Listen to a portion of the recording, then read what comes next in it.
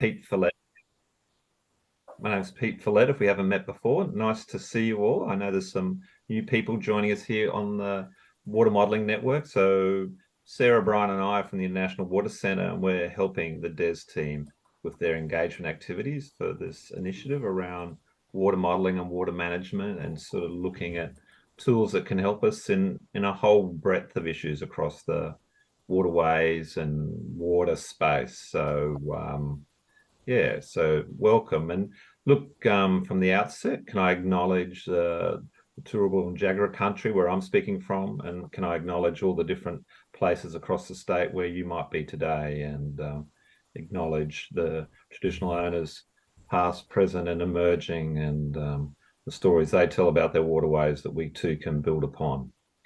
Look, folks, today we're building on a story from Cherie, which has been part of a project that we call the Research Development Innovation, a series of initiatives that offer each year. And the last few weeks, we've just been looking at a couple of projects that have recently been completed to just see what some of the highlights and big ideas that are coming out. And Cherie has agreed to come on board to walk us through her project, which is a really interesting one. Like, she's going to, look, Cherie, I'll get you to maybe just start the process of bringing your presentation online, because I think this will be a nice little interactive one. Got a few little slides that Cherie's happy to share, and we can use that as a way.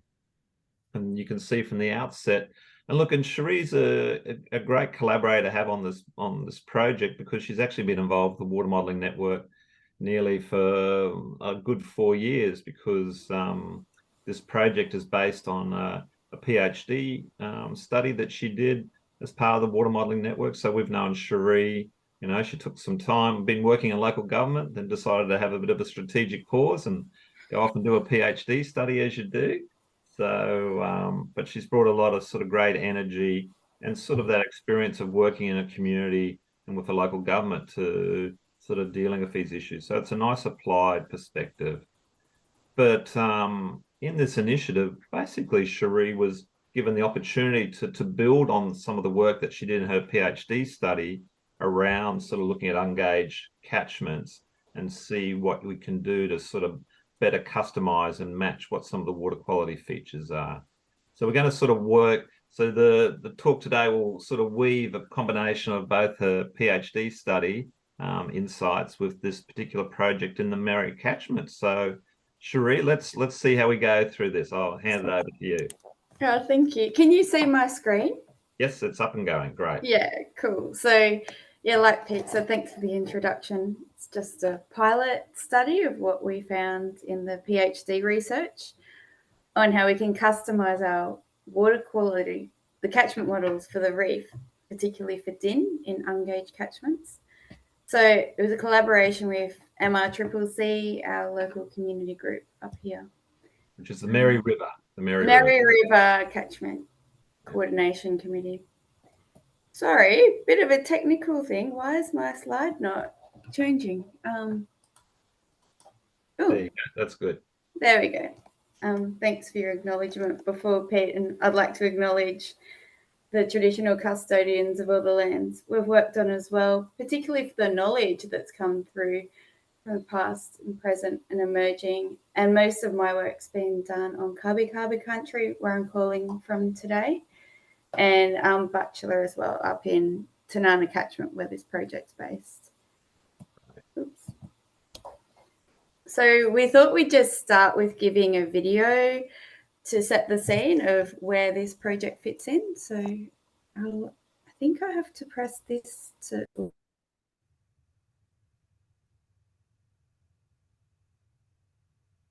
It's trying to load now.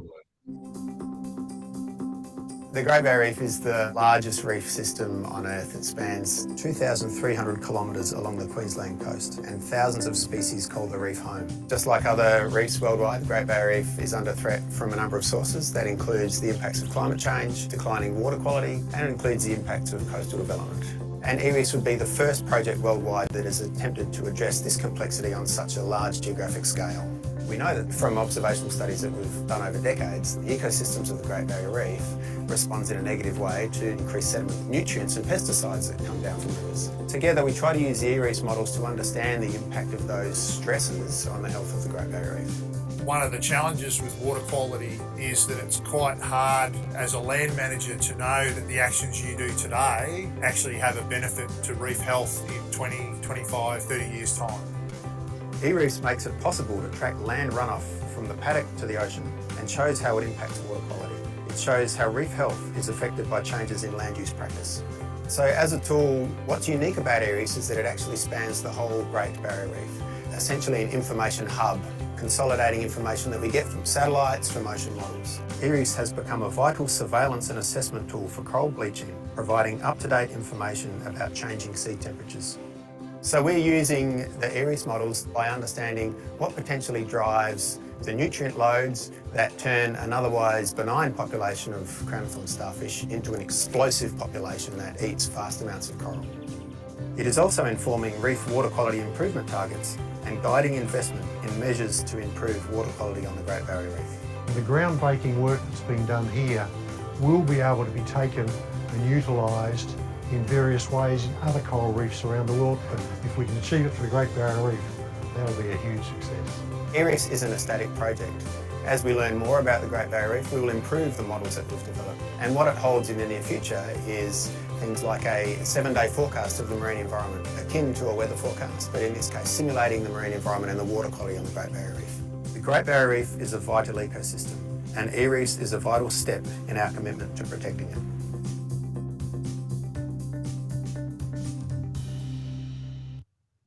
Right. Yeah.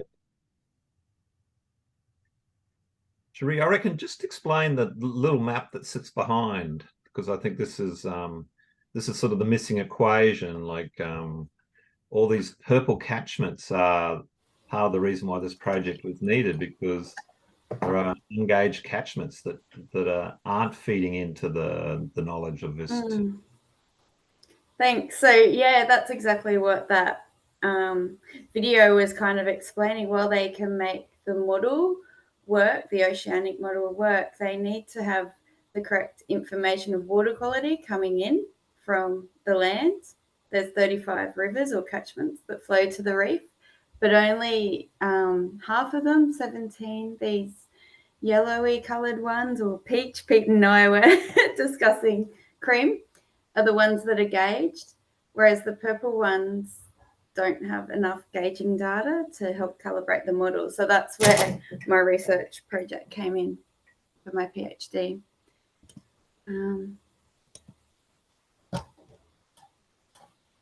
Yeah, so then just as another big picture to show where this fits in with the work the state government's doing and Commonwealth, there's the reef plan that few people are probably familiar with, but that looks at how water quality is being managed. So they've got the marine model, the video introduced, and then the catchment models feed into the marine model, and paddock to reef models feed into the catchment model. So I've just put a box around where my research fits in.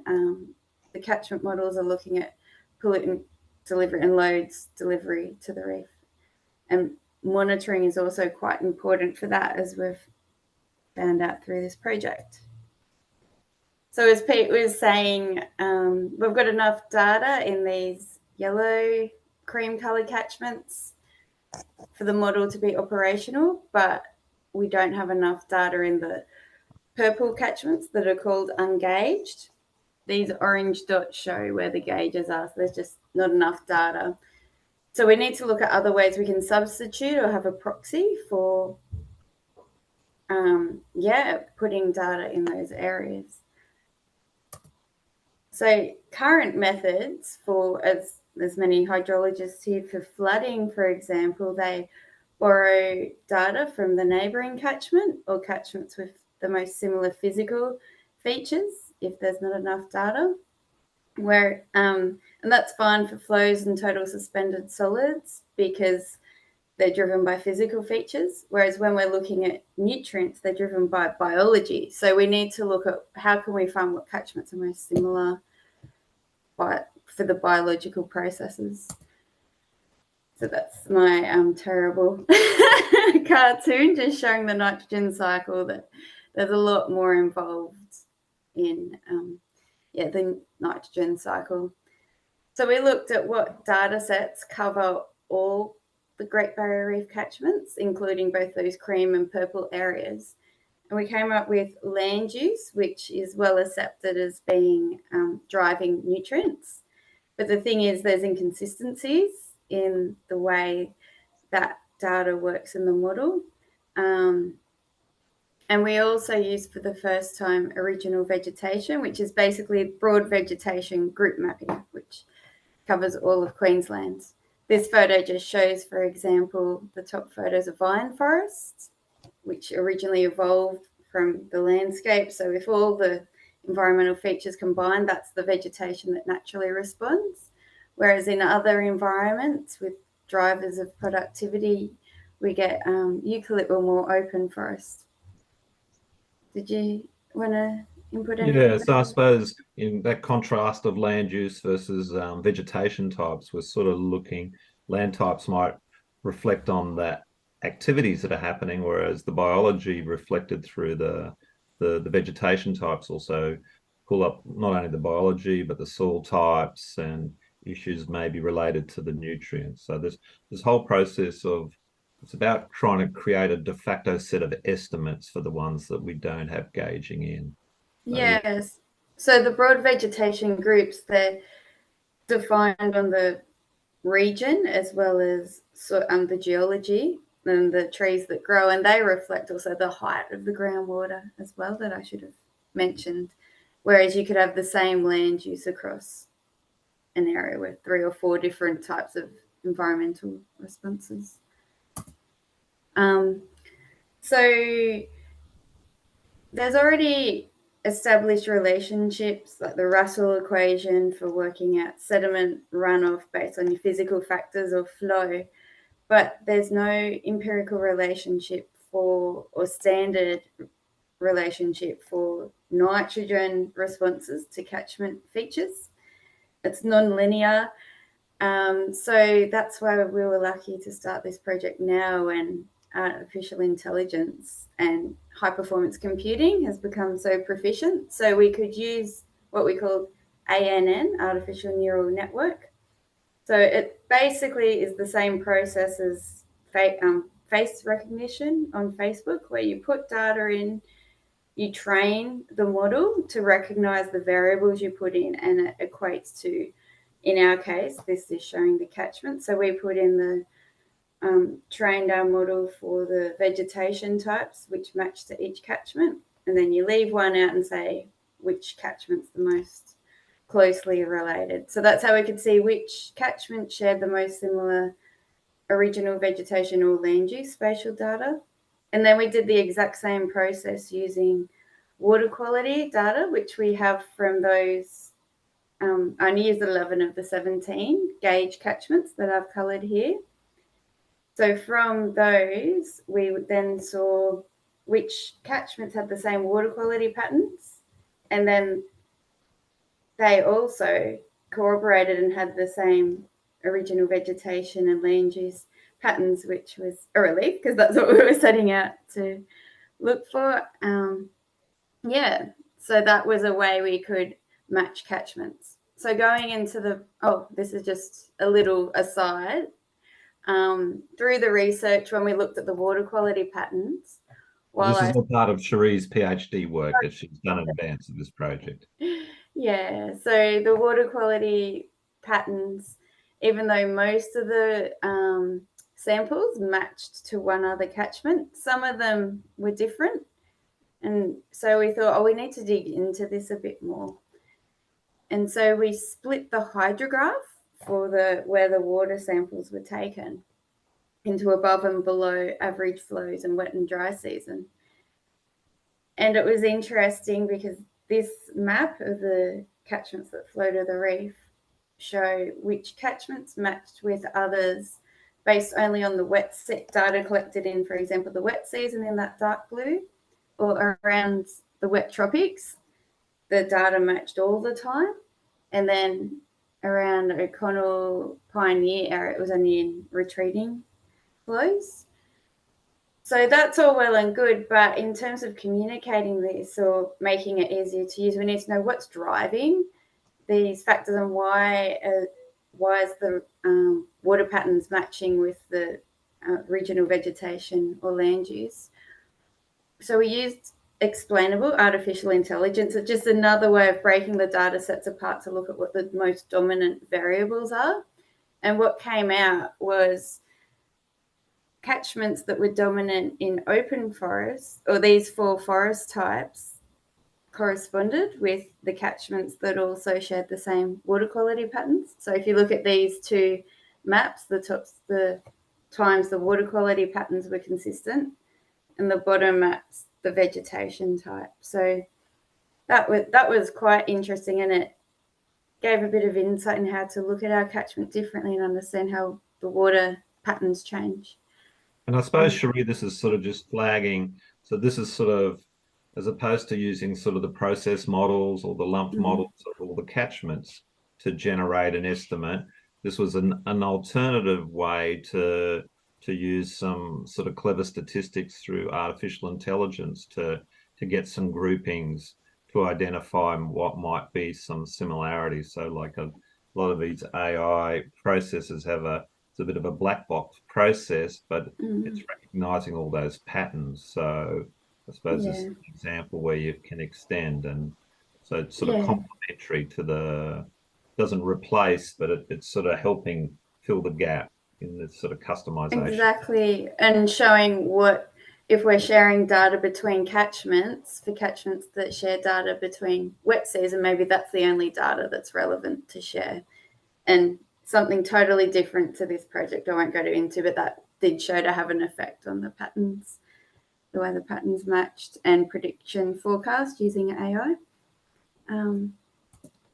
So this is just another picture to show the 4, because in the previous slide I showed that there were 4 dominant vegetation types that indicated when the patterns were similar. So this is just showing you what a vine forest looks like. It's very thick and lush.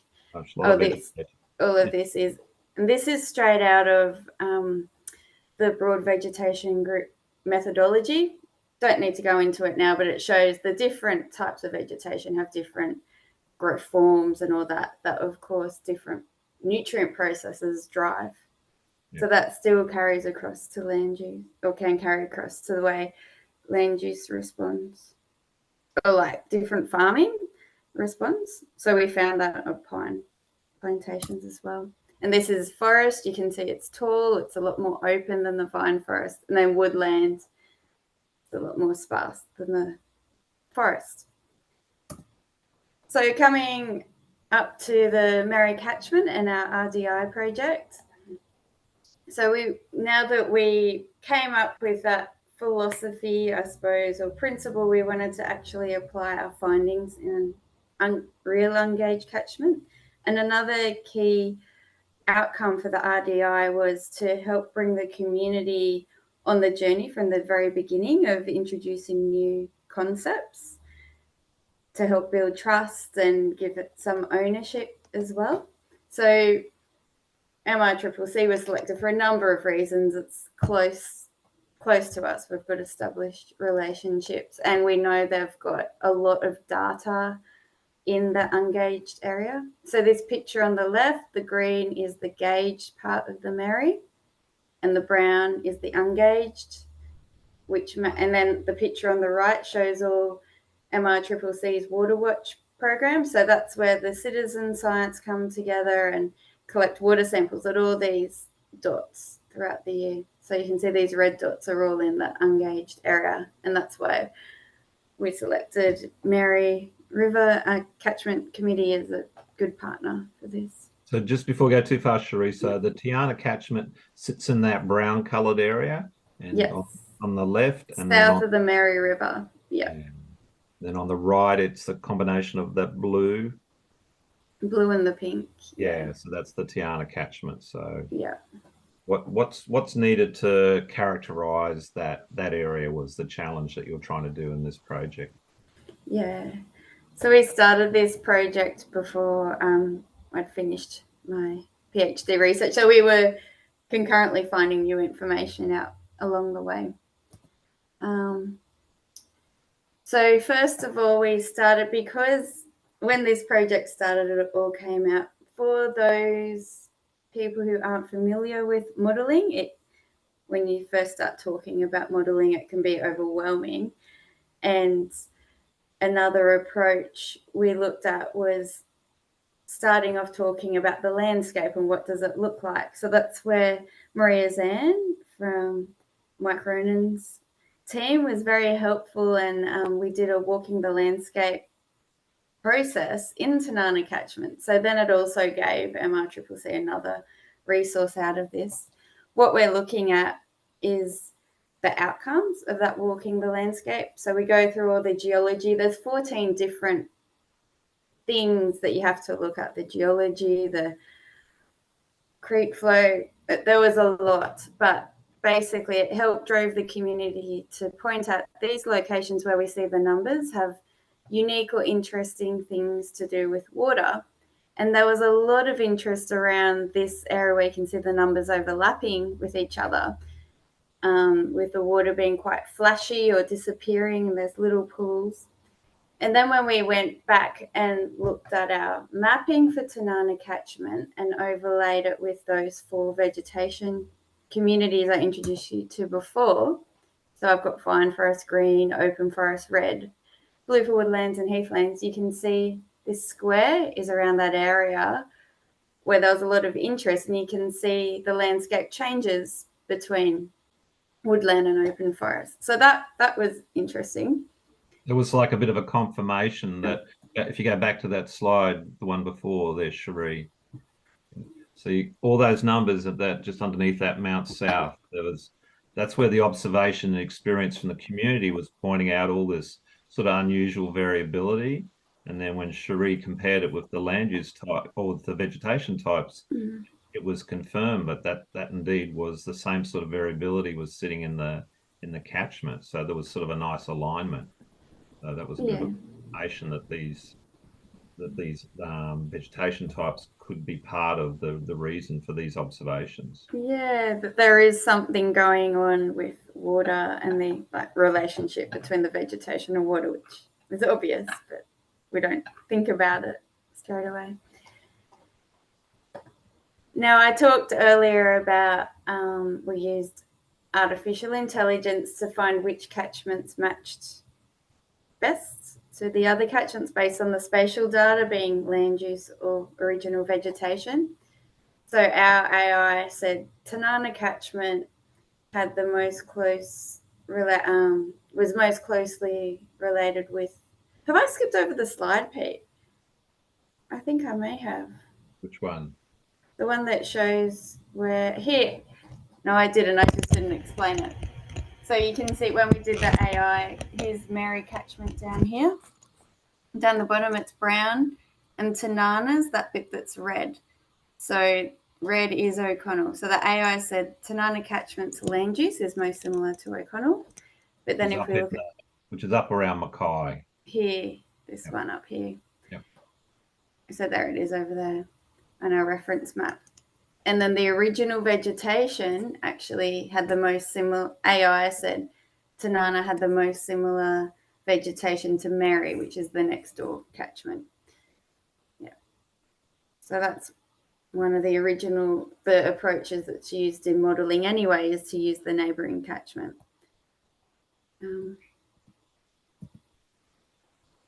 Yeah, and when I talk about explainable AI, this is the way the results come out.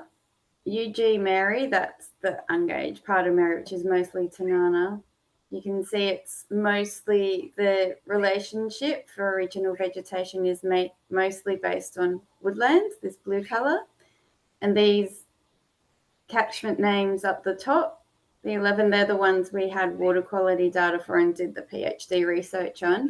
And you can see there that the gauge Mary it's all woodlands as well, similar to Tanana. So that's the reason why Mary and Tanana match together for original vegetation. but the AI matched Tanana to O'Connell for land use. But when we look at the vegetation, this is O'Connell up here. It's got a little bit of open forests and a little bit more fine forest than Mary does. It wasn't as strong a match from that perspective. Yep. No.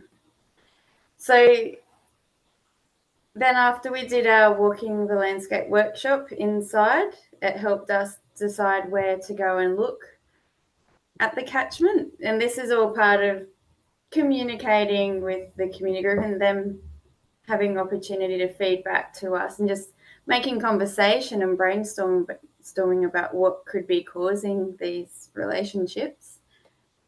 So that area that can you hear me? Sorry, Cherie,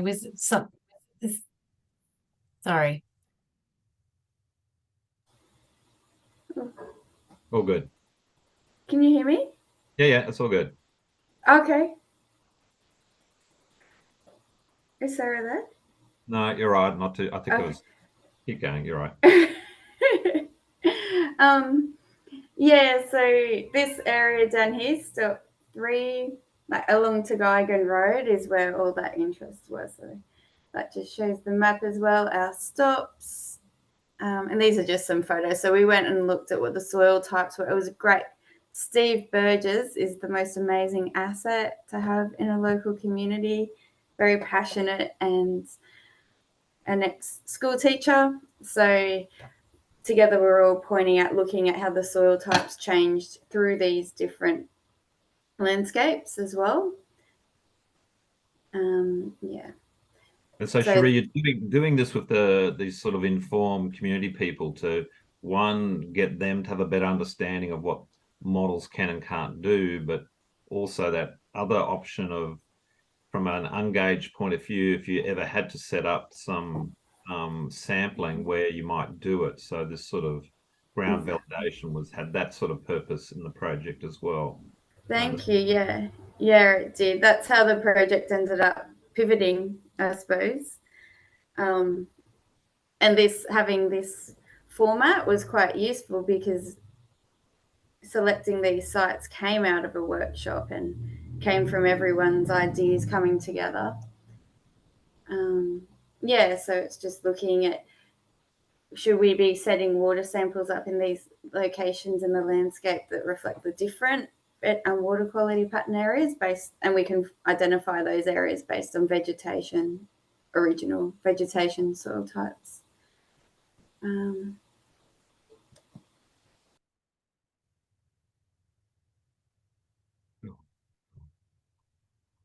Okay. You've gone to mute, Cherie.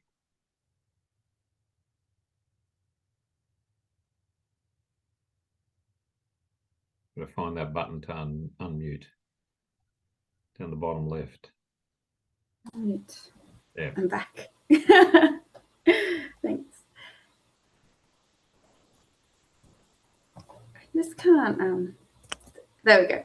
There you go. So this is an interesting slide. So the point of the project initially was to look at the models that are currently being used in the catchment models that we introduced at the start to inform the marine model.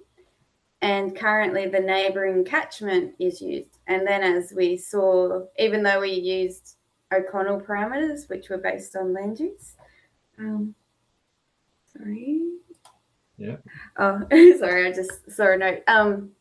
Even though we had the parameters from O'Connell, we also had parameters, the default, which is Mary, because that's what's used. So the red dots are the results. So you can see observed across the bottom using observed data. Modeled Mary, so that's the current model. And then we tried transferring the parameters they use for O'Connell. And it didn't make too much difference. But so Cherie, just to see if I jump in. So we're trying to do an estimate for the Tiana, yeah? And we're basically using data from other catchments to see how well it might fit. And I think just for those, if you put together some of the pieces, part of the reason the Tiana was created was that you did have a little bit of data to look at. Yeah, correct. So, yeah, so there was sort of like some validation checks that we could do. So just to explain a little bit what's going on here. Yeah. So we only had the data in one location. Oh, we only had sufficient data in one location, it turned out in the end. And so what I did, so you run the source model and then I compared the results against the daily or the concentrations, but we can't do that. We need, because source is designed to be based on loads, because you can see at low observations, the model overestimates nutrients, but at higher observations, the model underestimates the nutrients coming out. So this is what we're still working on before finalising the project in December. Yeah. And what came out of this whole process of trying to validate the model was, even though the catchment group had a lot of data, unfortunately, you need very specific and a lot of data to calculate the catchment load. So you need at least monthly samples the first flush and 4 on the rising stage. So when Pete was talking before about the workshop we did, actually the second workshop, going through the landscape, looking at where can we do additional monitoring locations, that's what kind of came out after it came to light, that we didn't necessarily have enough data in this ungauged catchment to fully validate what we're looking at doing here. But it was still useful because there were some outcomes that came out of it where we found, doing the walking the landscape approach, the community group really enjoyed that because they felt they could give their own knowledge that no one else could have. But maybe we could refine the wetlands program to be more specific to catchment, to just look at the vegetation, topography and land use. Looking at when the groups measure their water quality. And the biggest thing that came out of it is two-way, for the state to have more early consultation with the community groups, because there was quite a few things that came out that could be fed back. So yeah, so that was our little debrief. So this process of connecting with the community was sort of a check to try and see how you could get that sort of better, I suppose, trust and appreciation. Yeah. And the thing that I haven't mentioned is at the end, so this man here, he's Bruce, he's one of the Butchulla Rangers. He was very excited doing that drive through the catchment. He's the songlines man, and he was quite quiet while we were driving along, and I was wondering what he was thinking, because he's quite chatty normally. And he said, with the way the landscape changed, like what we showed on those maps, he mentioned that actually lined up with the song lines, and he found that fascinating. So yeah, that was an interesting output. So we're still wrapping the project up, preparing the final report in December. So we'll be including all those.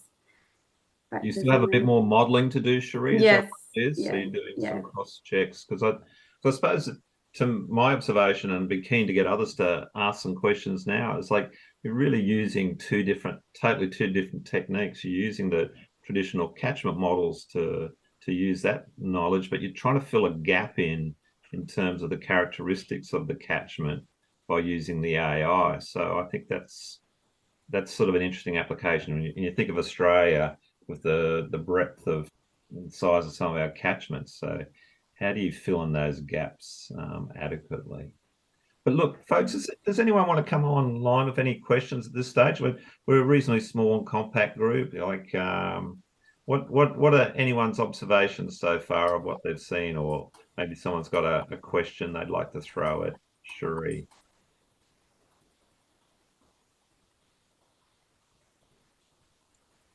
Hi, Cherie. Yeah, it's Jess here again. Really interesting to hear what you've been doing. I suppose as you went through, it just kind of reflects so much of the work we do in this, water quality, nutrient space that's just so complex, I suppose. And, we try to look at models and all of this stuff, and it's always kind of the the exceptions and variables, isn't it? So it's sort of very much in line with everything we sort of face. But I think it's excellent that you're really taking inroads to try to fill some of those gaps. I suppose I was just going to get to that previous slide I think you shared. I was interested if you could go back one.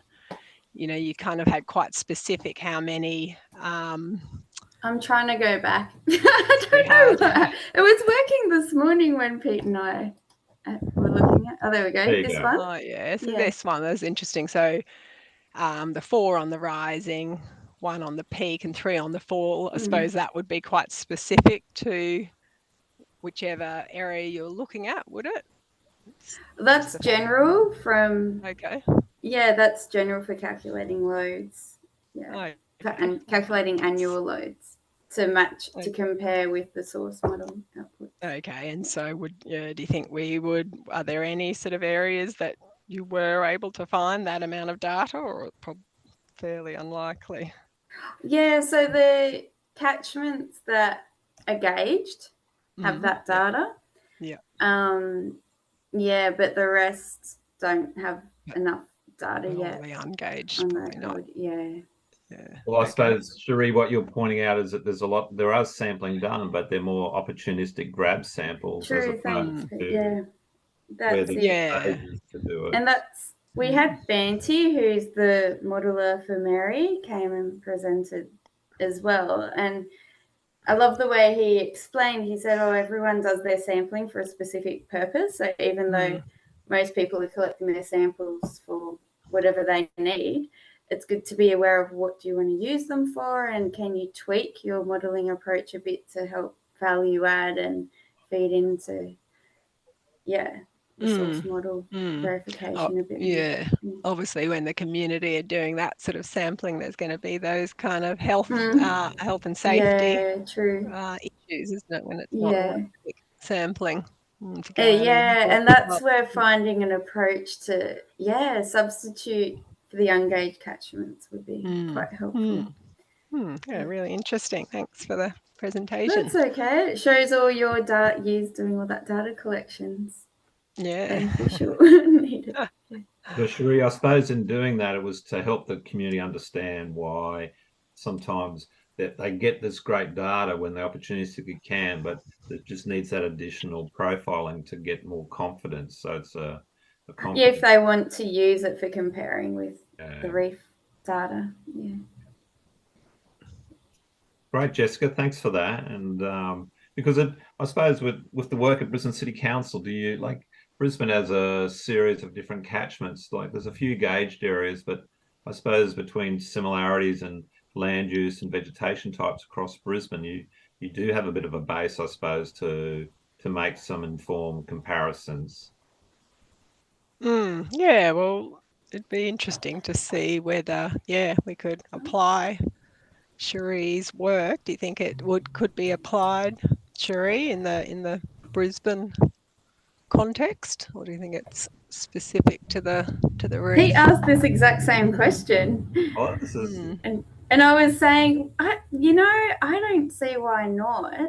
My research was based only on those catchments we've done the data comparisons with, but Brisbane's so close. It's got the RE mapping, broad vegetation group mapping over the area, so the principles could still be used. And potentially developing, because with the AI, that was something else we found that isn't a paper that just got published last week that shows you can use the vegetation type to know what sections of data are appropriate to use if you're training an AI model. Instead of putting everything together, it can muddy the waters, so to speak. Yeah. So maybe that could be appropriate to Brisbane. And look, I think as a bit of a pilot project, I think it's sort of just opening up the door. I'd love to get some of the really experienced sort of water modelers along now and then to be able to give their sense of the complementary values of a tool like AI. It's sort of, I don't know, Fred Bennett, whether you've been observing this sort of, this use of information using these sort of additional complementary sources like I'll declare my lack of experience as an actual hands-on modeler. So I'm just going on the sorts of conversations I hear, because I think it's all about how you can mine the data a little bit better as well. I don't know, does anyone else online have any experience working with AI? Fred, go Fred. Well, we're kind of fortunate that we have a sort of a library of models, Yeah. and therefore we've got sort of what represents a pretty substantial kind of training set for these machine learning approaches. And so an alternative approach that we're looking at right now, I have a master's student working on this, is to take that data set. So essentially all of the subcatchments that that lie above a gauge, so that they're calibrated to a gauge essentially, and using that data to try to train a model to predict the load or the flow in an arbitrary, being discharged from an arbitrary subcatchment, given a number of features, and Yep. typically the features would be the type of things that Cherie was describing, and other landscape features. So, in the past, people kind of take a model and try to guess through, just model averaging and stuff like that, the actual model parameters that, based on, nearest neighbor sort of stuff, to try to estimate those discharges from an ungauged catchment. But this is a slightly different approach, where instead of predicting the parameters, we're predicting the actual, we're trying to predict the actual, discharges at a daily time step. And if you want to, if you're really desperate to try to, if you need a parameterized model, you can use that time series that you build to calibrate the model against to get a predictive model. So it's the similar type of philosophy that Cherie's using, but it's just, like I said, just by virtue of the fact that we've got this fairly substantial data set, which is compiled from, all of the catchment models that we have. It presents a sort, it's an opportunistic sort of investigation. Okay, lovely. Is that for nutrients as well, Fred, or? Yes. Anything, I'd be interested to see that. Yeah, and have a chat. I'd be interested to have a chat about what we found with the times that the patterns were similar and not based on vegetation. Yeah, definitely. Yeah. I'm always thinking about how it sort of kind of would fit in, or with the work that you're doing as well. If there seems to be some sort of crossover or some relationship there, it would be interesting. Anyway, I'll keep you informed. Yeah, no, that'd be interesting, because we found there's always, like with the nutrients, there's just inconsistencies, and this approach with the vegetation, selecting the data at a certain time of year, can help overcome that. Yeah, it doesn't surprise me. Well, the thing about this, about the type of modeling approach that we're using rather, so it's sort of pretty early days, is it's sort of a probabilistic machine learning model. And so you get sort of, for each prediction that you make, you get sort of confidence intervals, which are sort of based on the amount, the quality of the data that you're using to inform the model, as well as the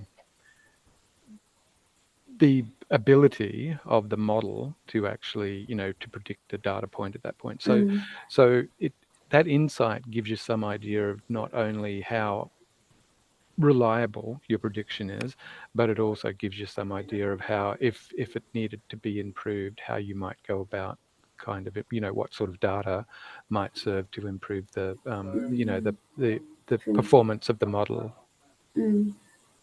super interesting. If it works, yeah, no, I'd be interested to see that. Yeah. Well, yeah. Yep. Well, Right, yeah, thanks. like I said, That. I'll definitely keep you informed. Mm. No, it's a great experience. Like I think there's a few different people playing in this sort of space, but folks, any other questions that you could hear? See, Ted Gardner's on the line. So, Ted, is this something you would have loved to have had in your day? You know, working with all your predictions of water performance. Putting Ted on the spot here, but anyway, Silence. that's okay. Any other queries from the group? Everyone's probably finished their lunch break. Yeah, but Cherie, I suppose the other interesting thing was that one of your partners in this work was the Bureau of Meteorology. Mm. So as a partner, they have interests right across all these different catchments, often with rainfall and flows. So what are they looking to try and have a sort of enhanced use of these techniques as well for broadening? Yeah, definitely. So they've been working on a program using, what are they using? The Bayesian predictions, Right. and then looking at using how we've classified these catchments, like match the catchments, and then using that in the algorithms they join together. So the person who was doing that just left, unfortunately. So there's job if anyone's a good software modeler. So hopefully that'll get picked up there shortly. I'll just show you quickly before everyone goes what Pete might be alluding to is, so with the AI predictions we've been doing, this just shows an example up the top of if we put all the data in an AI model to predict, so observes black and purples are predicted, it does kind of work. But if we then refine the data we put in based on the vegetation types, you can see the relationships a whole lot tighter. So that's what the Bureau were quite interested in, that the peaks are better defined than what they used to. So yeah, You had the physical flows, and you actually had a catchment. You had a catchment where things were actually measured. So it was sort of like it was an additional data set allowed to check. So when you this was our case study, Herbert catchment. Yeah, I see Beck's got her hand up. Yeah, please, Beck.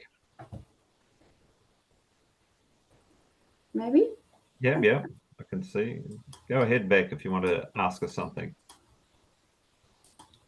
She just took it down. Oh, it's back up again. Right. Hello?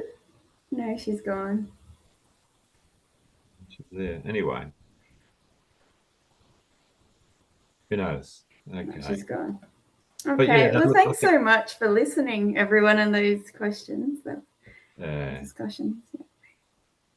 Any other sort of observations that people want to make? It's sort of like, I suppose for me in watching this project, I'm going, so who's got all the skill sets to do all these different types of analysis? Like artificial intelligence, I suppose, is a type of statistical. It's a bit of a statistical process. Whereas the modeling is a little bit different too, but there's obviously skills needed in both these areas to be able to drive these sorts of approaches. How did you find that, Cherie, in working with something like artificial intelligence and these sort of ones? Once I got my head around, you can actually teach yourself on Google. There's huge support networks through GitHub and all sorts of things. So once you have your code sorted, then it's quite simple. It's just getting to the point of setting the code up and getting used to, developing that to start with. Having access to a high performance computer is definitely helpful as well. Like I had over 1 billion data points. So you need a lot of patience. Okay. But no, I recommend everyone, if you've got the chance to try to learn some artificial intelligence, just you ever have the chance to learn, just Google some codes, artificial neural network, and yeah. I suppose part of it's getting the raw data, the data you want to try and match too, isn't it? So, and making sure your data set's relevant. And that's what this graph that you can see here showing, depending on your training data, it can really affect the accuracy of the outputs or what your predictions are. Because you can put anything into AI. A lot of people use it as a hammer, but then it's not as accurate as it can be. yeah. It's such an interesting space, Cherie, and I missed your presentation at the showcase event. But I can see this is, you know, this is really just scratching the surface of where we're really headed. Yeah. Hey, and the more conversations I'm involved in at the moment that have AI mixed into how we're going to use this information and pull data together, and the complexity of the AI space, like there's this whole you know, unifying thing going on in there as well that I'm learning about, which, and there's I find this fascinating. So thanks for bringing all of this and a real, you know, real presentation, real stuff, real data to our attention, because I think it's for me in particular, I'm fascinated by where this is headed, what we can do with it, because I think a lot of people are kind of not excited about AI. Well, that's what I found at the start. A lot of people had walls up or thought it was it's a big change. It's a different way of doing things. And I think that, you know, like Pete's just said about the statistics, it's using different methods that we haven't used in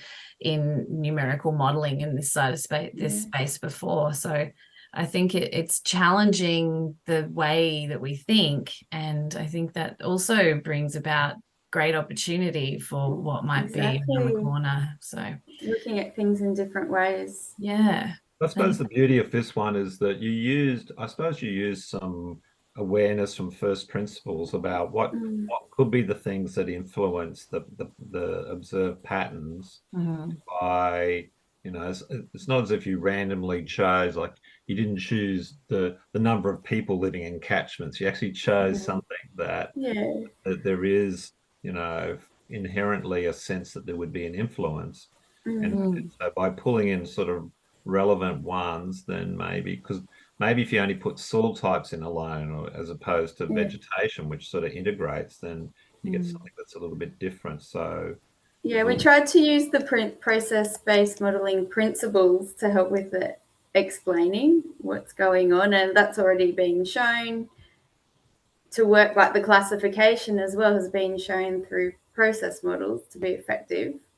Right. And when we adapt it into the different AI model, it also improves the situation. So I suppose we're just building on what we already kind of in a lot of ways. By having all of that information in the background, you're creating as realistic an artificial environment as you possibly can, aren't you? And I think the piece in all of this around your community, your local community knowledge and Indigenous knowledge that's provided such substance for that type of information to be translatable. It's fascinating stuff. It's really cool to see it pulled together in this way. Oh, thanks for saying that. Yeah, I'm looking forward to the final report and when we do the final modeling as well. Yeah. Because I think what you're doing is that by having, because as technical people, we often sort of work amongst ourselves, but by bringing it to sort of interested community people or landholders and catchment people who have been involved in the waterways, and having the Indigenous ranger also to have a look, you're just providing these other perspectives which are based on seeing things happen in the waterways and the catchments. So, real life. They were so excited to be able to connect the whole catchment together, because that's the way things should be from the perspective. So this was a good opportunity to do that as well. The marriage of modern AI with wisdom. Classification, engaging, and it's very cool. I appreciate it, Cherie. Thank you for your interest, Sarah and Pete, and thanks for the opportunity to presents as well. Yeah, teasing out. And everyone's time here. I'm just kind of wrapping up because I wasn't sure if everyone's just on their lunch break. Yeah, I think we're getting to the frame. stage. I think we've had a good conversation. I can see comments from people basically saying thank you. So, and yeah, look, we're happy to organise these events. Like a lot of these projects, it's sort of the Des team, Jenny Ritchie's and a team. Like there's a lot of sort of technical work that they do to look at the value of these modelling tools. Like next week, we have one more that we're doing in this sort of series where we'll go up into North Queensland to look at paleo channels that Han-Shi Lin from James Cook Uni has done with a range of other colleagues in soil science and agriculture that have helped her try to just get a sense of, you know, these old river channels. They're not too deep underneath the surface and they physically can influence the flows. But what does that really mean? So I find that fascinating because it's something a little bit different. So we're going to be looking at that next week. So no, we've really got the opportunity with these projects to pluck out a few. There's a heap more other ones that we don't have time, but maybe next year we'll try and pick a few more that have done it because it's a nice way to come together. But we really like coming face to face, but I suppose pragmatically, if we can do a few of these in between, we can keep the conversations going. So, Cherie, thanks very much. Really appreciate you having the time to share this with you. Good luck and finishing off. Appreciate it. Thank you. The project, and it'll be interesting to see where that all lands. So yeah, and I wouldn't mind chatting with Fred a bit more as well. Yeah, after this will be good. Yeah. So Fred, Jessica, Hilda, Emma, Fred, Gardner, and Rebecca, thanks very much. Thanks, Sarah, for your help. And everyone enjoy the rest of the afternoon. See you later. Thanks, guys. Thank you. Bye, everyone. See you, Ted.